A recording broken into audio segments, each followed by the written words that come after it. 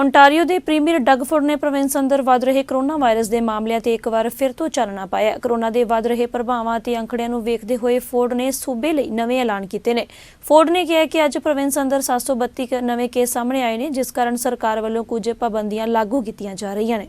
Earlier this week, we received a real wake-up call.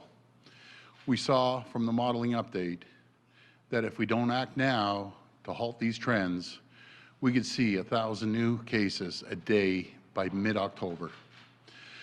We could have 200 to 300 people a day arriving in our hospital ICUs. In fact, there are 732 new cases today. We're in a second wave of COVID-19, and as Premier, it's my duty to protect the people. Throughout this pandemic, we have made some tough but necessary decisions, always based on the best medical advice and scientific evidence available.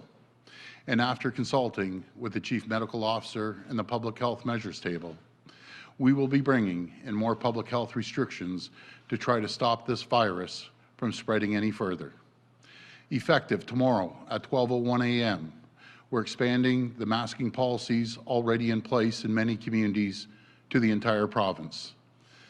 That means wearing a mask when shopping, when taking public transit, and when at work if you can't keep 2 meters between you and your colleagues.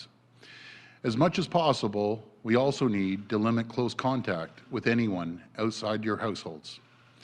This will be especially important to consider as we look ahead to Thanksgiving next weekend. We also have to extend the pause on the reopening of any other businesses or facilities for another 28 days. And we are bringing in additional targeted measures for hotspot areas for Ottawa, Toronto, and Peel region. Effective at 12:01 a.m., restaurants, bars, and nightclubs in Ottawa and Peel must limit their capacity to 100 customers or less. Toronto Public Health has already decided to limit capacity to 75, with no more than 6 people per table, and each customer's contact information must be collected for contact tracing. For gyms and fitness centers,